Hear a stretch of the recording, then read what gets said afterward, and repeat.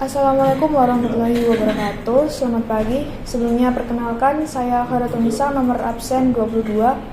Saya Vera Zaratunisa nomor absen 16. Di sini kami akan mempresentasikan hasil diskusi kami, yaitu kuis 1 Sistem Informasi Manajemen. Jadi dari 10 pertanyaan kami memilih 5 pertanyaan, yaitu dari nomor 2, 3, 4, 5, dan 7. Dari soal nomor 2, sebutkan 4 ciri atau kriteria informasi berkualitas. Yang pertama, akurat, bebas dari kesalahan, mencerminkan realitas. Yang kedua, relevan, sesuai dengan kebutuhan organisasi. Yang ketiga, tepat waktu, tersedia saat dibutuhkan. Yang keempat, lengkap, menyediakan semua data yang diperlukan.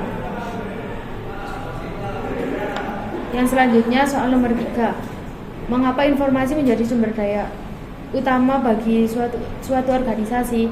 Informasi dianggap sebagai sumber daya utama karena berperan penting dalam mendukung pengambilan keputusan yang efektif, meningkatkan efisiensi operasional, serta membantu organisasi merespon perubahan pasar dan lingkungan yang cepat, sehingga mampu mempertahankan keunggulan kompetitif dan mencapai tujuan strategis jangka panjang. Kemudian soal yang keempat, jelaskan keterkaitan sistem informasi manajemen dengan teknologi informasi.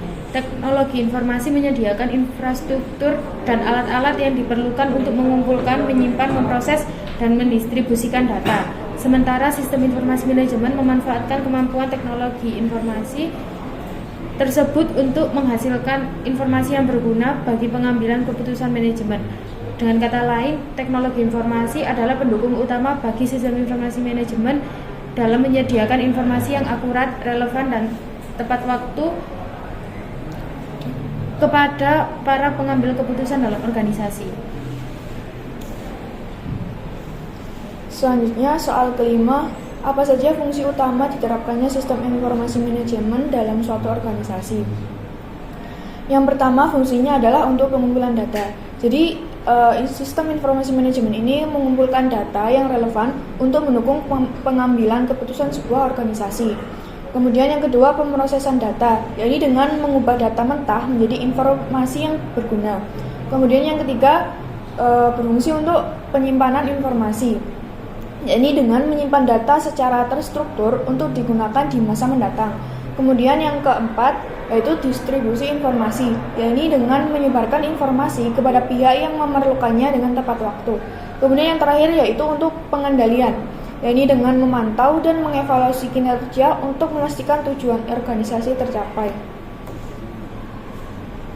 Soal terakhir, bagaimana sebuah sistem informasi manajemen dapat digunakan sebagai pengambilan keputusan? Ya, ini yang pertama dengan menyediakan data yang akurat, ya, dengan memberikan data yang up to date dan relevan. Yang kedua, menganalisis tren, jadi dengan mengidentifikasi pola atau tren melalui laporan dan analisis. Yang ketiga, yaitu dengan simulasi dan prediksi, dengan membantu memprediksi hasil dari berbagai skenario keputusan. Terakhir, memberikan laporan, ini dengan menyediakan laporan otomatis yang mendukung keputusan strategis dan operasional. Kesimpulannya, sistem informasi manajemen membantu organisasi mengambil keputusan dengan menyediakan informasi yang akurat, relevan, dan tepat waktu. Sistem informasi manajemen memanfaatkan teknologi informasi untuk mengelola data dan meningkatkan efisiensi operasional, membantu organisasi mencapai tujuan strategis dan bersaing di pasar. Sekian dari kami, mohon maaf bila ada salah kata. Terima kasih. Wassalamualaikum warahmatullahi wabarakatuh.